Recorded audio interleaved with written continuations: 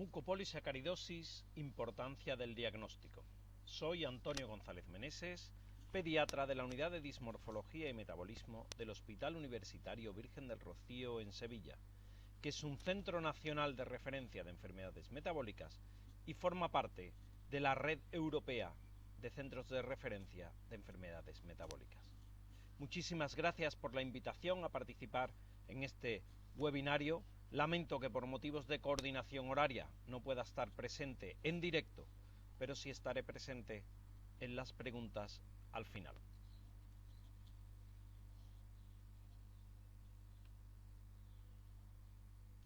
Las mucopolisacaridosis son un grupo grande de patologías de origen lisosomal, de acúmulo lisosomal. Son enfermedades genéticas, la mayoría de ellas autosómicas recesivas y en algunos casos ligadas al cromosoma X, realmente solo en la mucopolisacaridosis tipo 2, que provocan un acúmulo progresivo de glucosaminoglicanos. Estos glucosaminoglicanos son fundamentalmente queratán, dermatán y heparansulfato, que se acumulan desde el momento del nacimiento, provocando en las personas afectadas una alteración multisistémica, esquelética, hepatoesplenomegalia, sistema nervioso central, afectación cardíaca del músculo, pero sobre todo de las valvas, ocular y una importante inflamación sistémica.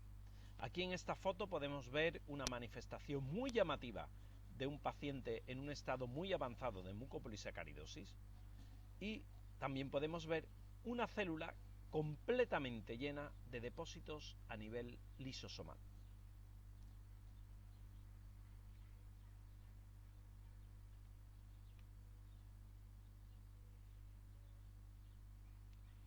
Las mucopolisacaridosis podemos catalogarlas en diferentes tipos. Tienen nombre propio, la mayoría de ellas, como son la tipo 1 o enfermedad de Harler, la tipo 2 o enfermedad de Hunter, la tipo 3, que se divide a su vez en Sanfilippo A, B, C o D, llamada enfermedad de Sanfilippo, la tipo 4 o enfermedad de Morquio, que se divide a su vez en Morquio A y Morquio B, tipo 6 llamada Marotolami, tipo 7 Slice y tipo 9. Cada una de ellas obedece fundamentalmente a un tipo de déficit enzimático. Lo importante en todas ellas es un diagnóstico precoz. ¿Por qué? Porque el diagnóstico precoz permite un adecuado consejo genético, iniciar precozmente el tratamiento en aquellas que tienen tratamiento y prevenir complicaciones y discapacidad en la mayoría de los casos, si eso es posible. Para ello, vamos a hacer un breve repaso a la historia natural para poder facilitar un diagnóstico precoz. En todas las mucopolisacaridosis hay un acúmulo progresivo de glucosaminoglicanos, que está ya presente en el momento del nacimiento. De hecho, vemos que hay afectación en las placentas de los niños que nacen con mucopolisacaridosis. Y van poco a poco en un niño aparentemente sano manifestándose de manera muy sutil síntomas menores, a veces difícilmente reconocibles como causa de una mucopolisacaridosis al inicio, y que van teniendo un aumento progresivo de esta clínica, siendo los signos y síntomas comunes más frecuentes que en la población general, pero al fin y al cabo síntomas comunes, salvo alguno, como veremos, algo más específicos. Estos síntomas comunes a todas las mucopolisacaridosis son las características faciales, que van desde un niño normal hasta esa foto tan llamativa que vimos anteriormente, alteraciones del sistema otorrinolaringológico como una mucosidad permanente y otitis de repetición, pero ¿qué niño, verdad, no tiene a una determinada mucosidad y otitis? Hernias inguinales y umbilicales, hepatomegalia y sobre todo la más característica esplenomegalia, alteraciones esqueléticas tipo displasia esquelética generalizada, alteraciones cerebrales, oculares y cardiológicas. Sin embargo, si revisamos el Hunter Outcome Survey, que es un registro que acumula cientos de pacientes afectos en este caso de mucopolisacaridosis tipo 2 o enfermedad de Hunter, el HOS, pues vemos que los signos y síntomas iniciales aparecen en los primeros años de vida e incluyen infecciones respiratorias de repetición, una cara algo tosca, rigidez articular, otitis media, pérdida de audición y hernia umbilical o inguinal, junto con hepatoesplenomegalia. Así, en este blog, que ya no está disponible, pero que formaba parte de una manifestación de unos padres que explicaban cómo era la evolución de sus hijos, Jason y Justin, que tenían mucopolisacaridosis tipo 2, pues nos decían que fundamentalmente lo que más llamaba la atención de sus niños era la hernia inguinal. Uno de ellos se operó con mes y medio de una hernia inguinal, las otitis de repetición, que eran incontables y requirieron tubo de drenaje, un moqueo permanente durante todos los días, incluso fuera de las temporadas de invierno, dificultad respiratoria permanente, que hubo que intervenir de adenoides en varias ocasiones, y un soplo cardíaco por la insuficiencia valvular. Así, aquí en esta serie de fotografías, también de otro blog de una familia, vemos como en un niño que nace completamente normal va evolucionando a estos rasgos faciales algo más toscos que nos permiten identificarlo en la foto familiar, si bien no es una cosa totalmente llamativa de mucopolisacaridosis. Conforme pasa el tiempo, efectivamente esos rasgos faciales se van haciendo mucho más evidentes, así como la rigidez articular y una marcha un tanto extraña, porque no hay una amplia movilidad de los rangos articulares. Finalmente, conforme el tiempo pasa, aquí vemos uno de mis pacientes con mucopolisacaridosis tipo 1, pues vemos los rasgos faciales típicos de esta mucopolisacaridosis, si bien es algo que cuando lo identificamos de este modo probablemente sea ya demasiado tarde. Quiero destacar las manos. Las manos en los pacientes con mucopolisacaridosis son algo extremadamente llamativo. Vean que hay una dificultad, una camptodactilia, una dificultad para abrir completamente las manos, pero también para cerrarlas, donde en la radiografía apreciamos huesos toscos con una infiltración generalizada. Y son tan llamativas estas manos que son ni más ni menos que el símbolo de la asociación de mucopolisacaridosis a nivel mundial. Así, este artículo de Pediatric Rheumatology nos dice que las contracturas articulares en ausencia de inflamación pueden indicarnos la presencia de mucopolisacaridosis y debemos tenerlo en cuenta. En todas las formas de mucopolisacaridosis, salvo la tipo 3, que solamente tiene afectación cerebral, solamente veremos fundamentalmente neurodegeneración, por eso no está puesta aquí, apreciamos que hay una alteración articular no inflamatoria, una disóstosis múltiple como manifestación esquelética y alteraciones en el crecimiento, entre otras manifestaciones. Aquí vemos un ejemplo de esa disóstosis múltiple que al inicio no es especialmente llamativa, pero que conforme va pasando el tiempo o en algunas formas de mucopolisacaridosis sí es extremadamente alterada, especialmente en la mucopolisacaridosis tipo 6 y en la tipo 4, más que en la tipo 1 o en la tipo 2. También a nivel de caderas podemos ver una enorme desestructuración. Aquí ven en una paciente de 9 años con mucopolisacaridosis tipo 6 o en la de abajo con una tipo 4 donde las caderas están totalmente desestructuradas, mientras que en este paciente de la forma tipo 2, aunque hay una alteración de caderas, no es tan llamativa. Otro rasgo tremendamente característico es la estructura de la columna vertebral. La columna vertebral en los pacientes con mucopolisacaridosis es muy especial y hay pocas displasias esqueléticas espondilares que nos muestren este tipo de alteración a nivel de la columna. Tanto es así que si la vemos, casi que podemos estar seguros de que estamos ante una mucopolisacaridosis. Aquí vemos que esto se repite en diferentes tipos y que la resonancia nos muestra una alteración en los cuerpos vertebrales que pueden llegar a comprometer la médula espinal. Algunas veces, algunos tipos de mucopolisacaridosis no tienen tanto las manifestaciones de cara tosca, sino, como en este caso de una mucopolisacaridosis tipo 7, donde el paciente nos fue remitido por sospecha de displasia esquelética, y era una displasia esquelética, pero de causa metabólica.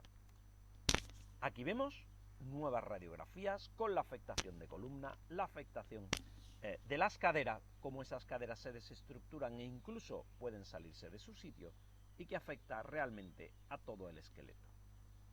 Dentro de las manifestaciones otorrinolaringológicas ya hemos visto que son especialmente precoces y vemos que en casi todas las manifestaciones pues aparece aumento de la mucosidad y del tamaño de la obstrucción a vía aérea y una obstrucción permanente de vía aérea superior pero también inferior, otitis media de repetición, pérdida de audición que al inicio es por otitis media de repetición y un aumento tanto de las amígdalas como de la adenoide.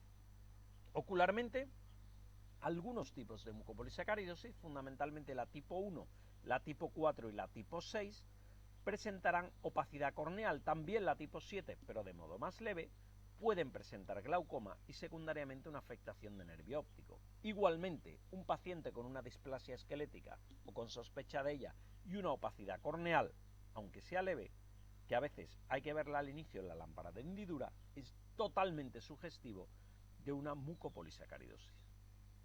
Las manifestaciones del sistema nervioso central varían. No todos los pacientes tienen afectación del sistema nervioso central.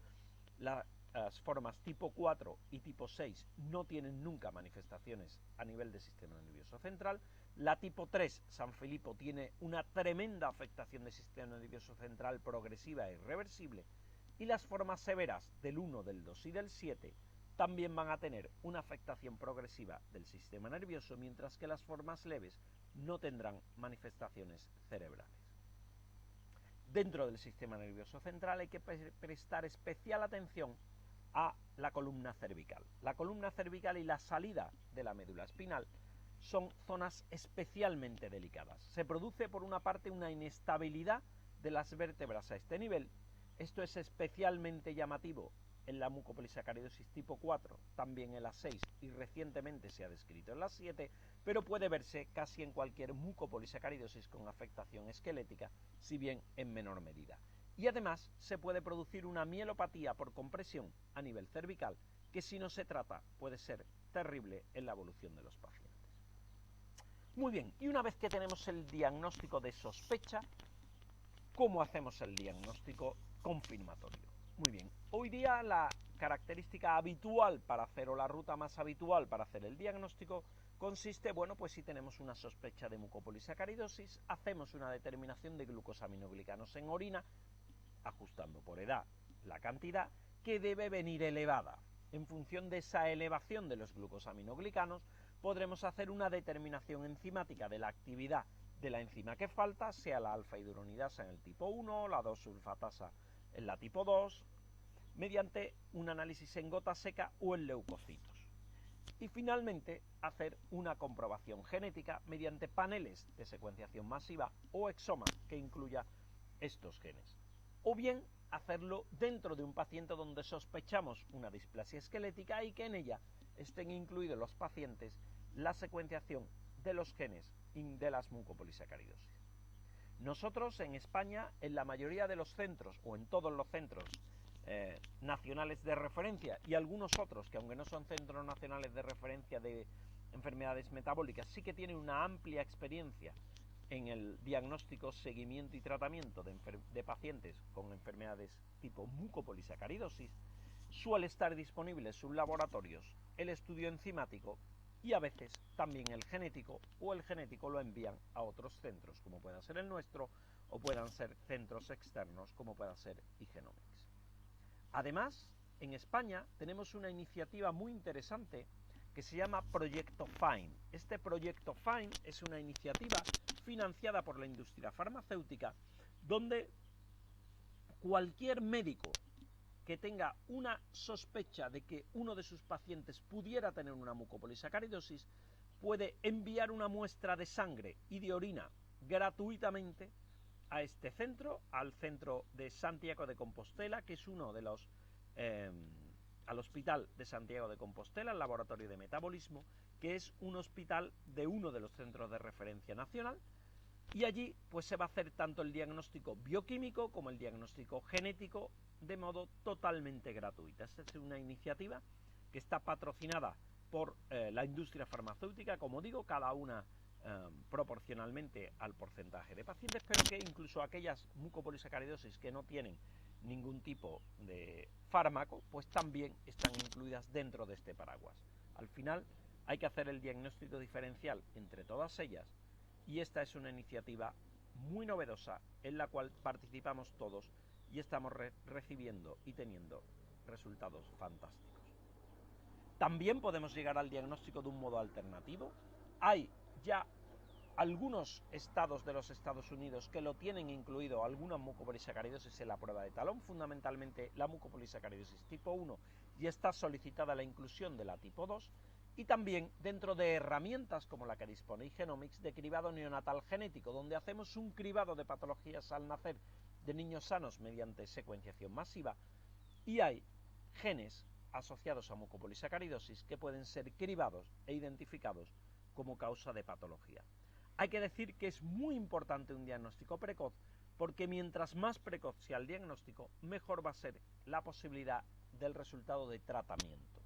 No hay tratamiento disponible para todas las mucopolisacaridosis, pero sí la hay para la tipo 1, tipo 2, tipo 6, tipo 4A y tipo 7 en cuanto a terapia enzimática sustitutiva. Hay ensayos clínicos para mucopolisacaridosis tipo 3A y B y podemos hacer o bien terapia enzimática sustitutiva intravenosa, que tiene el inconveniente que no llega al cerebro, o bien un trasplante de médula ósea especialmente indicado en el tipo 1 y algunas formas de tipo 2 y tipo 7. Y nada más, esto es lo que yo quería compartir con ustedes y espero poderles ver personalmente en la parte de preguntas.